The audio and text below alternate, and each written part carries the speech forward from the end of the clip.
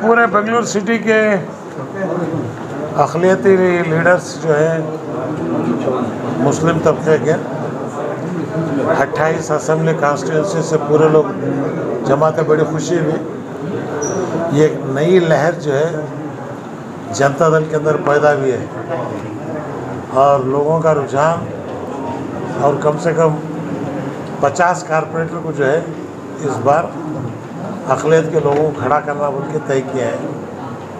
इसलिए एसडीपी वालों से भी जो दूसरे जमात हैं आप वाले तमाम से मेरी यही दरख्वास्त है, वोटों को फोड़े मत, आपस में बैठकर बातचीत करेंगे। हमारा जो है कांग्रेस की ताकत नहीं है बेंगलुरु सिटी में। बीजेपी के खिलाफ अगर कोई लड़ना तो मजबूती के साथ जनता दल ही लड़ सकती है। तो मैं तमाम अक़लियतों से दरख्वास्त करता हूँ जो लोग खड़ना चाह रहे हैं कारपोरेशन। आज हमारे सैयद शफीउल्लाह साहब सीनियर वाइस प्रेसिडेंट हैं, उनकी सदारत में कमेटी बनाई। वो कमेटी हर वार्ड का दौरा करके वहाँ से नामाकरण करते, उनसे आप राबिता करो। एसडीपी वालों से दूसरे लोगों से भी वो मुलाकात करते और 20 दिन के अंदर मुझे रिपोर्ट देते। उसके बाद मैं कैंडिडेट अनाउंस करती। दूसरी सियासी जमातों का आप नाम ले रहे हैं क्या? पीपल कोलैबोरेशन होने की कुछ इम्कान हैं या किस तरह? दूसरी आप देखेंगे, अब जा रहे हैं अब रिश्ता निकाह कैसा होता करने का देखेंगे। अब उसके बाद हम फैसला करते हैं। शफीउल्लाह साहब हैं उससे मैसूर में जो आपका प्रोग्राम हुआ उस हिसाब से क्या लगता है सर, किस तरह का इम्पैक्ट? बिल्कुल, मैसूर में एकदम 8-10 हज़ार लोग थे, 1000 से ज़्यादा कांग्रेस के लोग और कई सारे बीजेपी के लोग जेडीएस में शरीक हुए। मैसूर की तारीख में पहला जलसा ऐसा हुआ। अब इसी तरह के जलसे जो है हर डिविजनल हेडक्वार्टर्स में हमें लोग करते जा रहे हैं। उसके बाद डिस्ट्रिक्ट लेवल में आए। कल गुब्बी में था, कम से कम doctors, lawyers, gynaecologist, ophthalmologist, surgeon Muslim तबके से हाँ को जो है कल टुमकुर वाले ज्वाइन हुए और उन्होंने बुला रहे। कम से कम टुमकुर डिस्ट्रिक्ट के 900 मुस्लिम डॉक्टर और एक 600 लॉयर जो है ज्वाइन हो रहे हैं जेडीएस को। नए लोग आ रहे हैं, पुराने लोग आ रहे हैं, ये टेंशन रखो। नए होंगे पुराने होंगे, हर एक के साथ जनता दल बराबर से इंसाफ करती, उसमें फिक्र करने की ज़रूरत नहीं। जो जनता दल सेकुलर के बेंगलुरु सिटी के माइनॉरिटी डिपार्टमेंट की मीटिंग, जहां पर असेंबली प्रेसिडेंट्स और Bengaluru city minority office bearers की मीटिंग यहां पर की गई थी, जिसमें हमारे स्टेट के सदर सीएम इब्राहिम साहब और जनता दल सेकुलर के लोकसभा मेंबर प्रज्वल रेवन्ना साहब भी और दीगर बेंगलुरु सिटी के कायदीन, जिम्मेदार, बेंगलुरु के डिस्ट्रिक्ट प्रेसिडेंट प्रकाश साहब और तमाम सीनियर लीडर्स भी मौजूद थे। यहाँ पर मुल्क और रियासती सतह पे जो सवालात अक़लियतों के सामने हैं, उन सवालात को देखते हुए आज जनता दल सेकुलर को मजबूत किया जाए और उस मजबूती के लिए जो पहला चैलेंज हमारे सामने है वो बीबीएमपी का इलेक्शन, उसके बाद 2023 का असेंबली का इलेक्शन भी है। तो उस ज़िम्मन में पार्टी को किस तरह से नए लोगों को और इसमें शामिल किया जाए, पार्टी के पॉलिसीज़, आइडियोलॉजी को, पार्टी के कमिटमेंट को किस तरह से आवाम तक पहुंचाया जाए, इस सिलसिले में बहुत सारे मशवरे भी आए और आगे इलेक्शन के अंदर किस तरह से क्या स्ट्रैटेजी अपनाई जाए उसके बारे में भी थोड़ी सी पॉलिसी के ऊपर डिस्कशन हुई। क्योंकि बीबीएमपी की आपने बात की तो ये जनता दल सेकुलर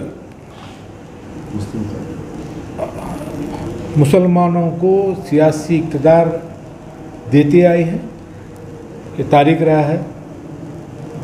और बेंगलोर बीबीएमपी के इलेक्शन के अंदर भी जनता दल सेकुलर का कमिटमेंट है कि ज़्यादा से ज़्यादा मुसलमानों को कॉरपोरेशन के सीट्स दी जाएंगे। इसको लिमिट आपने 50 सीट की बात कही, 50 हो सकता है, कम भी हो सकता है, ज़्यादा हो सकता है, मगर विनेबल कैंडिडेट जहाँ जहाँ भी महसूस होता है, उसका कोई लिमिट नहीं है, 50 से ज़्यादा हो गए तो भी देंगे। सर, जिस तरह से आपका प्रोग्राम हुआ, हाल ही में देखा गया मैसूर में बहुत से लोग शामिल थे, तो क्या लगता है क्या इम्पैक्ट होगा बेंगलुरु में और मैसूर के लोगों में? देखिए, ये एक ट्रांसफॉर्मेशन स्टेज पे हम हैं। गुज़िश्ता 3 महीने से, 3.5 महीने से, जब से ये जो हिजाब का मामला कर्नाटका में आया है, जब से लेके मुसलसिल तौर पर जनता सेक्युलर के हमारे leader ex chief minister Kumaraswamy साहब जिस मजबूती के साथ, जिस कमिटमेंट के साथ भारतीय जनता पार्टी के आइडियोलॉजी को कंडम कर रहे हैं, उनका मुंहतोड़ जवाब दे रहे हैं, चाहे वो हलाल और झटका कट का मामला हो, चाहे वो अजान का मामला हो, चाहे वो मुस्लिम ताजिरों के पास आम की खरीद फरोख्त का पॉम्पलेट का मामला हो, ये तमाम इश्यूज़ को अगर कोई बीजेपी को, वीएचपी को, आरएसएस को मुंह तोड़ जवाब दे रहे हैं तो वो कुमारस्वामी साहब। और साथ ही साथ इन्हीं 3 महीनों के अंदर सीएम इब्राहिम साहब का जनता सेक्युलर में शामिल होना, उनको रियासत के सदर बनाना, ये और जो है मुसलमानों में एक कॉन्फिडेंस आने का काम हुआ है। और एक 20 दिन पहले जो जनता जलाधार का जो प्रोग्राम हुआ, वहाँ पर एक तारीख रकम की गई है, दर्ज की गई है। लाखों की तादाद में लोग, इलेक्शन अभी 1 साल है, इतने बड़े तादाद में लोग का, वर्कर्स का, आवाम का जमा होना, ये एक मैसेज है कि कर्नाटका के अंदर जनता सेक्युलर की एक अंडर करंट है, एक ओपिनियन क्रिएट हो रहा है। आगे आने वाले दिनों के अंदर अगर सेकुलर फोर्स कोई कर्नाटका में मजबूत है, जो तमाम कम्युनिटीज़ को लेके जा सकती है, अगर कोई लीडरशिप है, तो वो एच डी कुमारस्वामी साहब की ये ओपिनियन क्रिएट हो रहा है। इंशाल्लाह उसका रिजल्ट आपको 2023 में नजर आएगा। वालेकुम वरहमतुल्लाहि वबरकातुहू। आज का प्रोग्राम सिर्फ और सिर्फ constituency president, minority constituency president और माइनॉरिटी सीनियर बॉडी और माइनॉरिटी जो कमेटी है हमारी, उनसे सिर्फ मुलाकात करने के लिए एक प्रोग्राम मुनक़्क़द की गई थी आज। तो इंशाल्लाह आने वाले दिनों में बहुत सारे इंस्ट्रक्शंस जो हमारे सदर सीएम इब्राहिम साहब और हमारे इमरान साहब, शफीउल्लाह साहब, अब्बास, रोशन अब्बास साहब और हमारे जफरुल्लाह खान साहब, उनकी सदारत में कैसे काम करना है हमें, वो तरीका बताने के लिए आज की मीटिंग मुनक़्क़द की गई। सर, कल जिसका सिर पड़े हुआ था वो सुना है कि कांग्रेस से लोग आगे बढ़े हैं, तो कौन कौन आए थे? देखो, हर दिन कहीं ना कहीं आपको ये देखने में मिल रहा है कि कहीं जलधारे प्रोग्राम हो रहा हो, कहीं ऑफिस ओपनिंग हो रही हो, कहीं पे शेर पड़े कार्यक्रम हो रहा हो।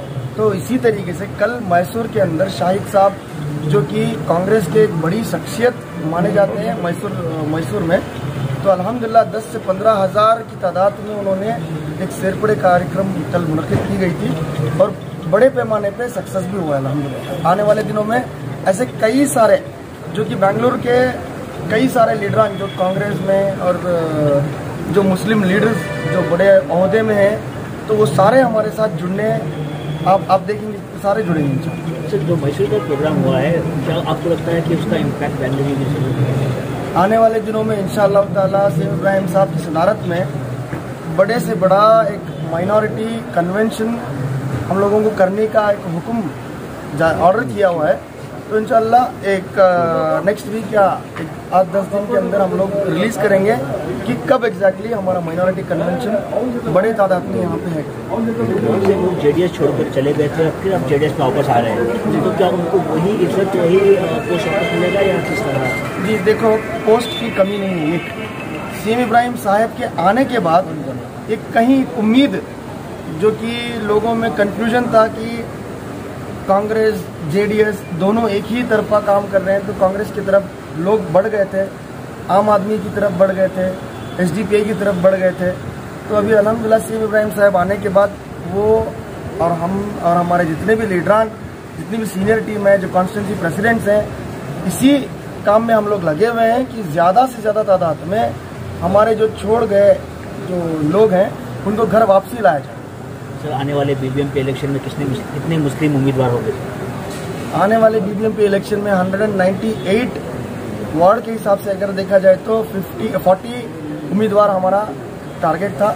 अभी 243 के हिसाब से देखा जाए तो 50 to 55 उम्मीदवार मुस्लिम कैंडिडेट्स हम लोग ज़रूर उतारेंगे, जिसमें लेडीज़ की तादाद ज़्यादा रहेगी। एक्चुअली इब्राहिम साहब जो कि हमारे सदर हैं, उन्होंने एक कमेटी बनाने के लिए कहा है, जिनके सदर रहेंगे शफीउल्लाह साहब, जिनमें शामिल रहेंगे वो कमेटी के अंदर मैं खुद सलीम पाशा जो कि माइनॉरिटी प्रेसिडेंट हूँ, और हमारे इमरान साहब जो कि बीबीएमपी एक्स चेयरमैन और माजी बीबीएमपी कॉर्पोरेटर रहे हैं, और उसी के साथ हमारे रोशन अब्बास साहब और कई सारे जो हम लोग जिनको सेलेक्ट करेंगे हमारी सदारत में इंशाअल्लाह। उन्होंने 20 दिन के अंदर, जल्द से जल्द 20 दिन के अंदर, जहाँ पे मुसलमान की तादाद ज़्यादा है, माइनॉरिटी की तादाद ज़्यादा है, जहाँ पे मुस्लिम कंटेस्ट कर सकते हैं, तो वहाँ के एस्पिरेंट्स, जो भी एस्पिरेंट्स जो आगे बढ़ के आ रहे हैं, उनकी लिस्ट हमें देने के लिए, सर्वे करके लिस्ट देने के लिए कहा गया है। एस्पिरेंट्स जी, एस्पिरेंट्स की लिस्ट देने के लिए कहा गया है, जिनमें जिम्मेदारी शफीउल्लाह साहब की, उनकी सदारत, उनके साथ साथ मेरी और इमरान साहब की, रोशन अब्बास साहब की, और कई सारे दूसरे लीडरान शामिल रहेंगे।